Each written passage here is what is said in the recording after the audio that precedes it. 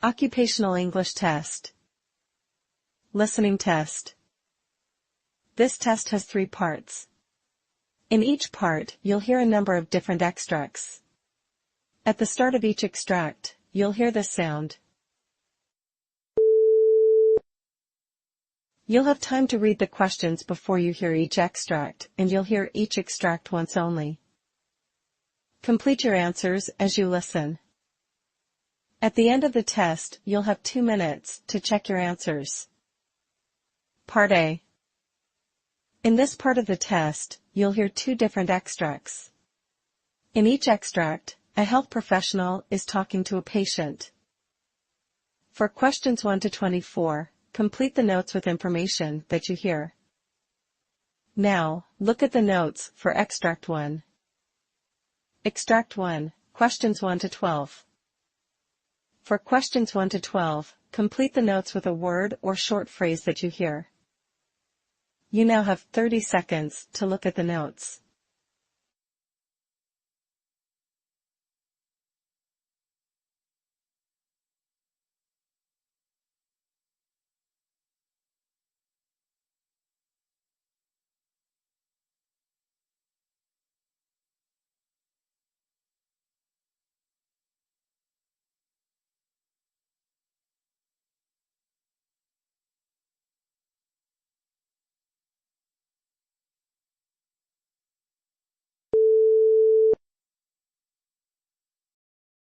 Doctor, I've been trying really hard with my diet, especially cutting down on sugars and carbohydrates. Despite that, my blood glucose levels are still fluctuating quite a bit, usually between 115 to 150 milligrams a liter.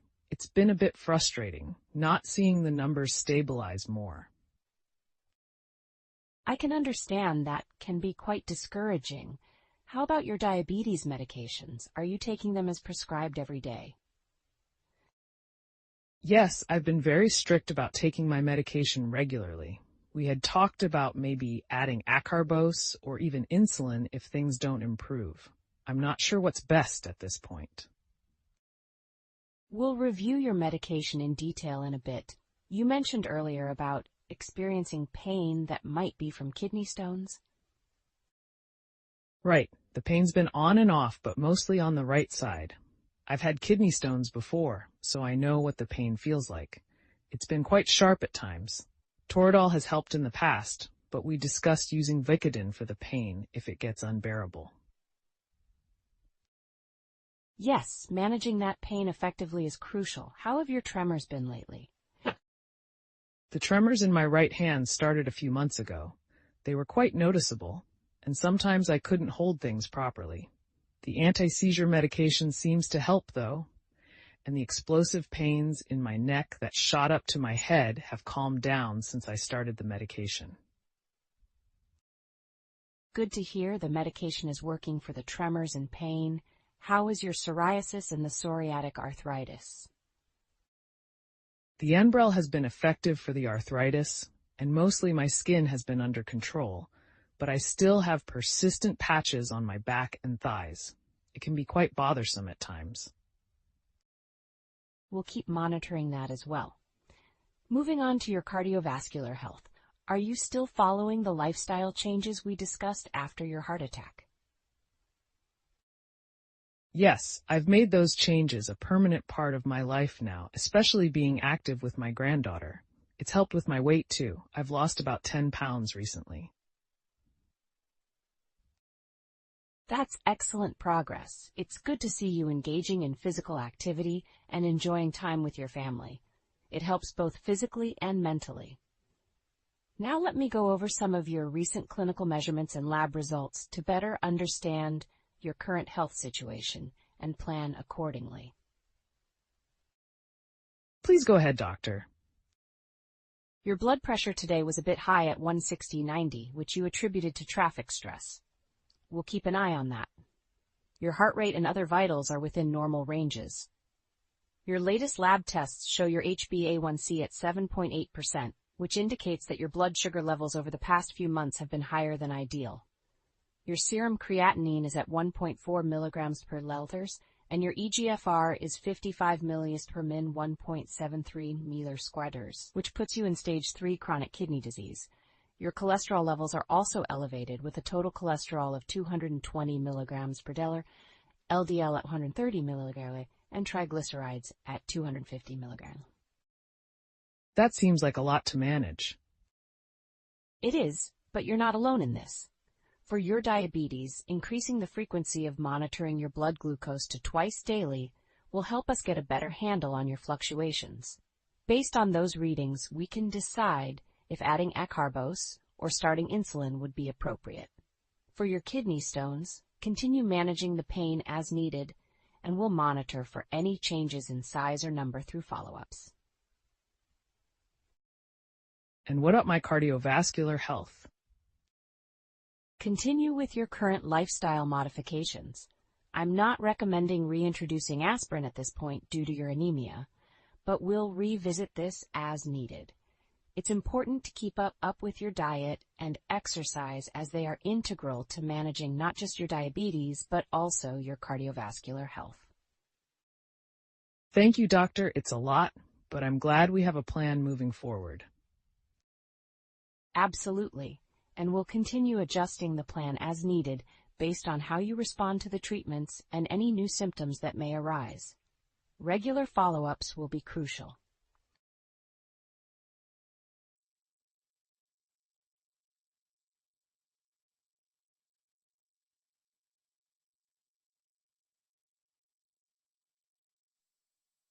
Extract 2, questions 13 to 24.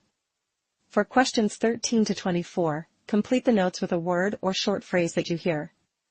You now have 30 seconds to look at the notes.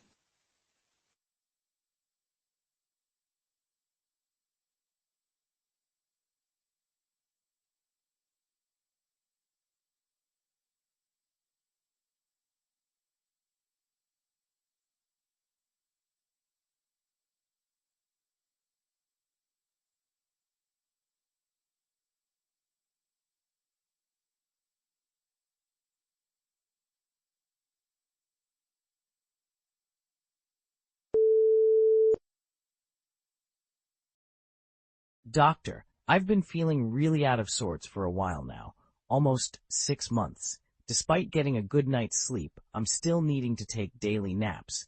I just don't have the energy I used to. I understand that must be quite frustrating for you. Could you tell me more about your sleep patterns and how you've been feeling during the day? Well, even with 7 to 8 hours of sleep, I wake up feeling exhausted. I tried to stop using my CPAP machine, thinking maybe it was disrupting my sleep, but not using it hasn't helped either. And then, there's this overwhelming lethargy throughout the day. It's like I can't get myself to do anything productive. Have there been any changes in your lifestyle or habits recently that might be affecting your energy levels? Yes, actually. I started drinking again after staying sober for 2.5 years. I initially thought a little alcohol might help me sleep, but now it's about half a bottle of wine each night. I know it's not ideal, especially with my medications. I see. Resuming alcohol can indeed interact with your medications and affect your sleep and mood. How about your mood and mental health in general? You mentioned feeling depressed. It's been rough. I feel down most days, and nothing seems to bring me joy anymore. I've been on Wellbutrin, but I'm not sure it's helping. Adderall used to help me focus and feel alert, but now it just makes me more tired. It's all so confusing. It sounds like you're dealing with quite a bit between your mood and the medications. How about your diabetes management? You mentioned concerns about your blood sugar levels. My blood sugar has been all over the place. I have these episodes of hypoglycemia in the mornings sometimes, which scares me. I'm on metformin and lisinopril, but maybe we need to look into adjusting those. Absolutely. We should review your diabetes treatment to ensure it's still the best approach for you. Managing blood sugar levels can significantly impact your energy and overall health. Now, about the medications for anxiety and sleep. How have they been working for you? I use trazodone occasionally, but it makes me groggy the next day. I try not to take lorazepam often because of its sedative effects, which I don't need more of. Honestly, doctor, it feels like I'm stuck in a cycle of sleep issues, low energy, and trying to medicate my way out, but nothing's working.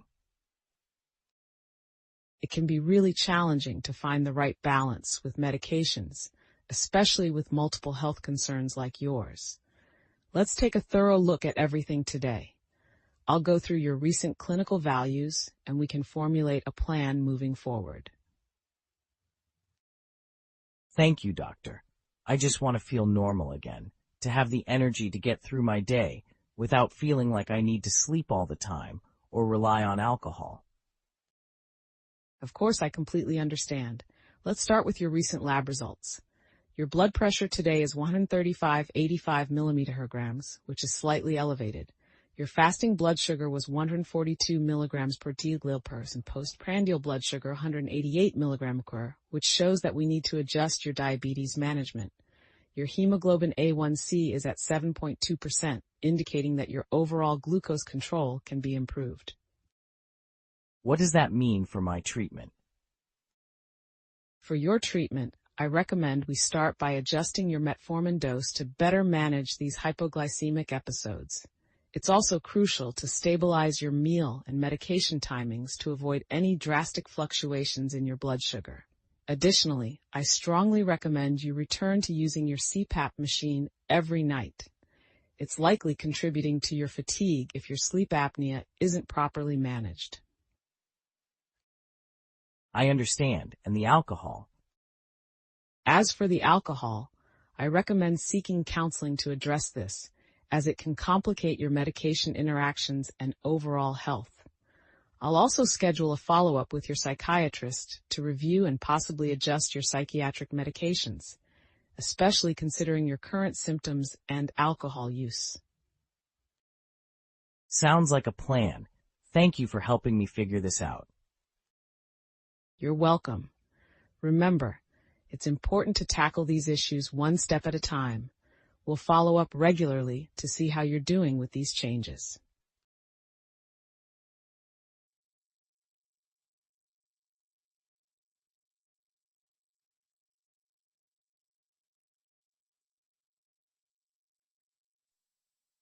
That is the end of Part A. Now look at Part B. Part B. In this part of the test, you'll hear 6 different extracts. In each extract, you'll hear people talking in a different healthcare setting. For questions 25 to 30, choose the answer A, B, or C, which fits best according to what you hear. You'll have time to read each question before you listen. Complete your answers as you listen. Now look at question 25.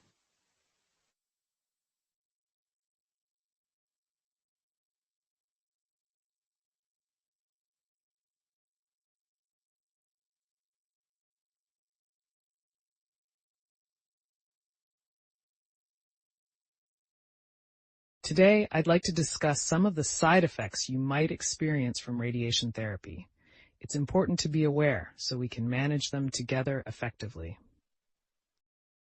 Yes, please. What should I expect? The most common side effect is fatigue. You might feel more tired than usual. It's not just a physical tiredness, but you might feel mentally exhausted as well. Is there anything I can do to manage that? Yes, maintaining a light exercise routine can help, as can ensuring you get enough rest. Nutrition is also crucial. Additionally, skin irritation in the treatment area is common, so it's important to avoid tight clothing and harsh soaps. Will these effects go away after the treatment ends?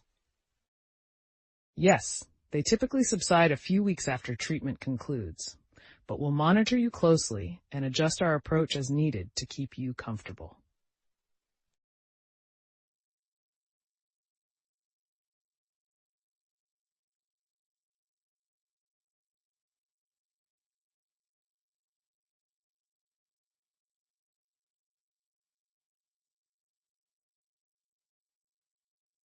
Now look at question 26.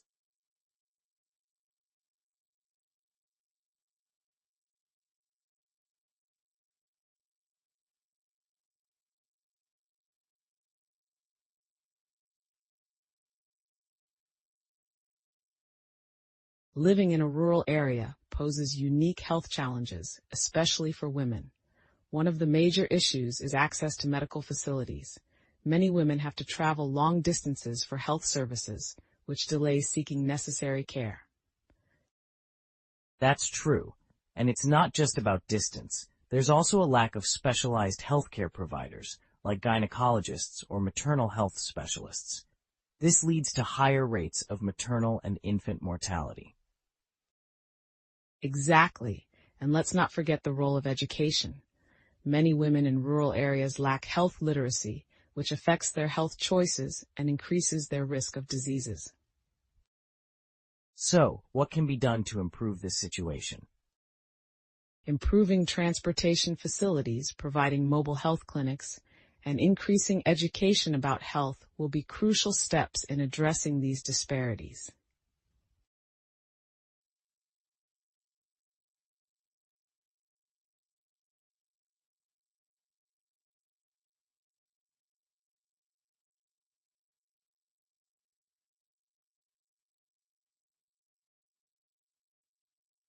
Now look at question 27.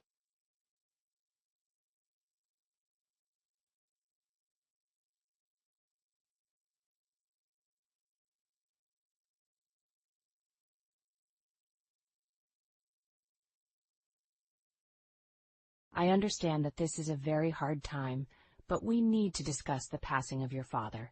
Despite all our efforts, he passed away early this morning. No, that can't be right. He was doing better last night. Are you sure? I'm very sorry for your loss, and I wish the news were different. We monitored him throughout the night, and despite our best efforts, his condition deteriorated. But there must be some mistake. Maybe he's just unconscious. I assure you, we have double-checked everything. It's important now to talk about the next steps and how we can support you through this grieving process.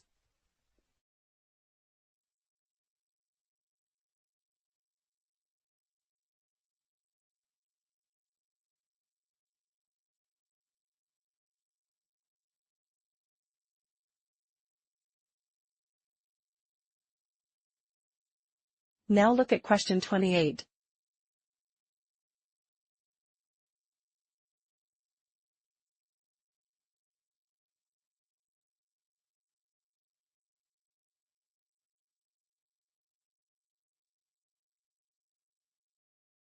In preparing our care plan, we need to consider Mr. Lopez's cultural background. He follows traditional practices and prefers natural remedies. That's important to know. We need to integrate this into our treatment plan. Perhaps we can consult with a cultural liaison to ensure our approach respects his beliefs. I agree. Also, understanding his dietary restrictions and any traditional ceremonies that are important during his recovery could be beneficial. I'll arrange a meeting with his family to discuss these aspects more thoroughly. It's crucial we make him feel comfortable and respected in his care environment.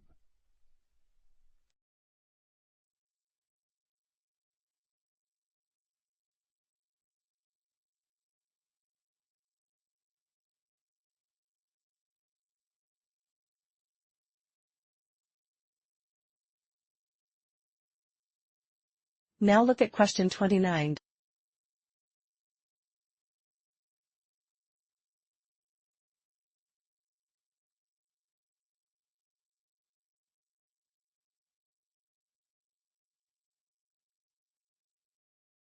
How have you been feeling since our last appointment? Any progression in symptoms? I've noticed more trembling in my hands and my movements are becoming stiffer. That's typical with Parkinson's as it progresses, but we can adjust your medication to help manage these symptoms better. Are you currently experiencing any side effects from the medication? A little nausea, but it's manageable. Good. We'll continue monitoring that. It's also beneficial to incorporate physical therapy into your routine to help with the stiffness and improve your mobility.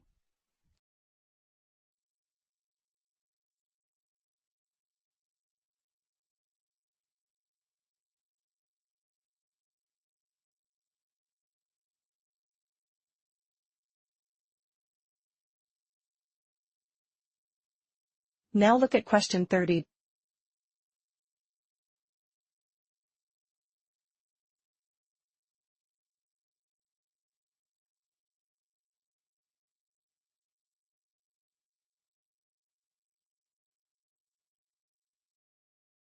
I see you've been prescribed a new medication. It's important to talk about how it interacts with your current medications. Yes, I'm a bit worried about that. What should I look out for? Your new prescription can increase the risk of dizziness when combined with your current blood pressure medication. It's also important to avoid alcohol, as it can enhance this effect. That's good to know. Are there any other side effects I should be aware of? You might experience some mild headaches or nausea. If these become severe, please contact your doctor immediately. Always take the medication with food to minimize stomach upset.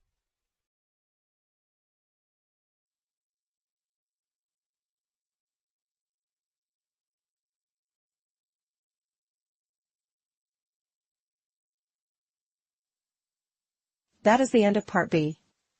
Now look at Part C.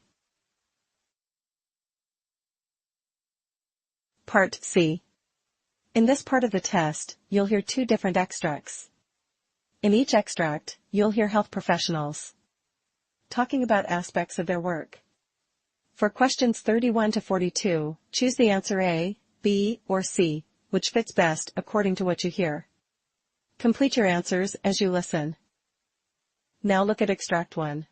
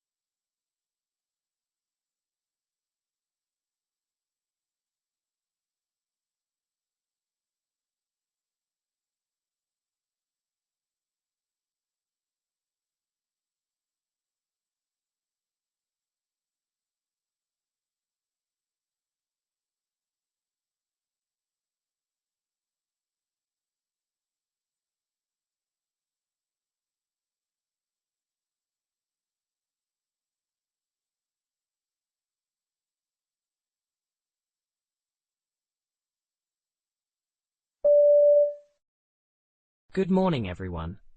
It is indeed a pleasure to have the opportunity to speak to you all today at this prestigious academic forum.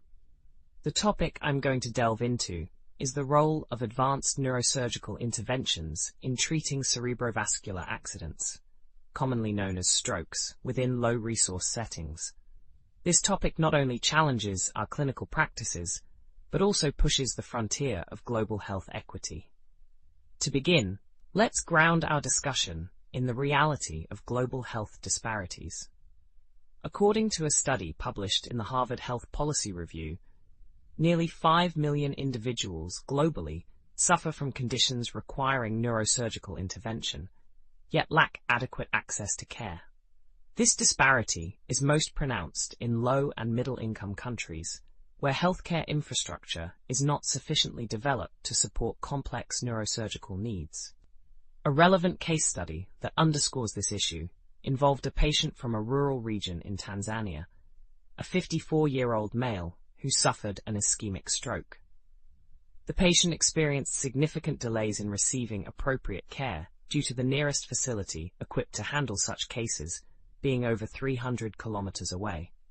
By the time he received surgical intervention, irreversible damage had occurred, significantly impacting his quality of life post-surgery. This case is a poignant reminder of the critical need for accessible neurosurgical care in these regions. In light of such challenges, one promising approach is the implementation of mobile neurosurgical units. These units, equipped with essential neurosurgical tools and staffed by skilled personnel, travel to remote areas providing timely interventions. A paper published in the Journal of Neurointerventional Surgery highlighted the effectiveness of mobile units in reducing the time from stroke onset to intervention, which is crucial for positive outcomes in stroke management. Moreover, training and capacity building form the cornerstone of sustainable healthcare improvements in low-resource settings. For instance, the partnership between local hospitals and international neurosurgical experts can facilitate the transfer of knowledge and skills necessary for performing complex procedures. An example of this is the NeuroLink initiative, a collaborative effort between Harvard Medical School and several hospitals in sub-Saharan Africa. This initiative focuses on training local surgeons in advanced techniques for managing cerebrovascular accidents. The long-term goal is to establish self-sustaining neurosurgical centers of excellence in these regions. However, the path forward is not devoid of challenges. Issues such as political instability, economic constraints, and cultural barriers can impede the progress of such initiatives. Therefore, it is imperative to engage with local communities and governments to tailor interventions that are culturally sensitive and economically viable. Advancing neurosurgical care in low-resource settings requires a multifaceted approach that encompasses technology, training, and community engagement. By investing in sustainable healthcare solutions and fostering international collaborations, we can significantly enhance the capacity to manage neurosurgical conditions globally, ultimately reducing the healthcare disparities that currently exist. Thank you for your attention, and I look forward to our discussion on how we can collectively address these challenges.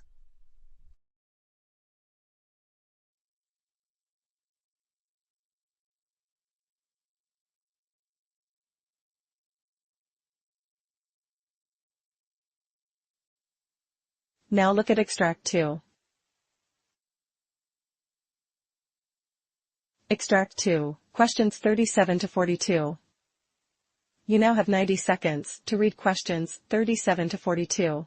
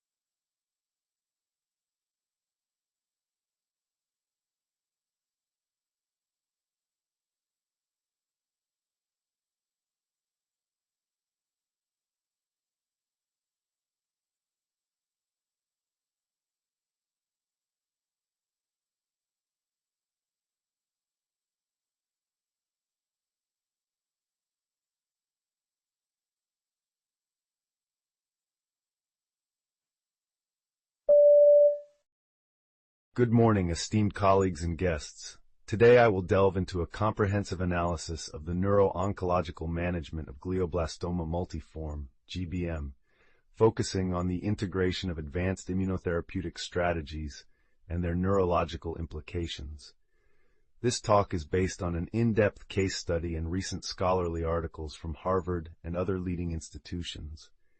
Glioblastoma multiforme remains one of the most challenging malignancies to treat, with a median survival time of approximately 15 months post-diagnosis. The aggressive nature of GBM and its profound resistance to conventional therapies necessitate a shift towards more innovative approaches.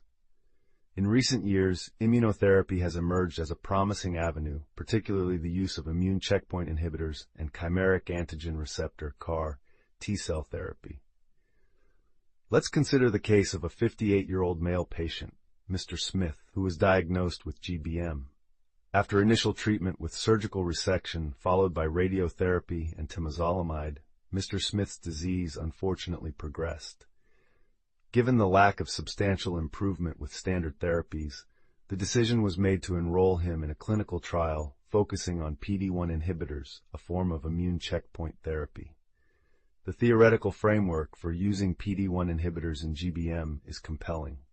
These inhibitors function by blocking the PD-1 protein on T cells, which cancer cells exploit to evade immune detection and destruction.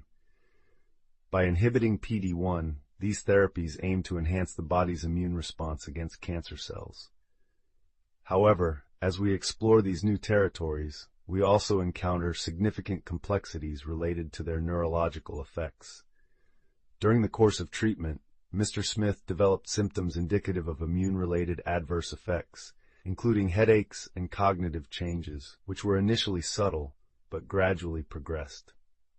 This presentation mirrors findings discussed in a recent study from Harvard, which highlighted that neurological adverse effects, although less common than systemic ones, can manifest profoundly when they do occur.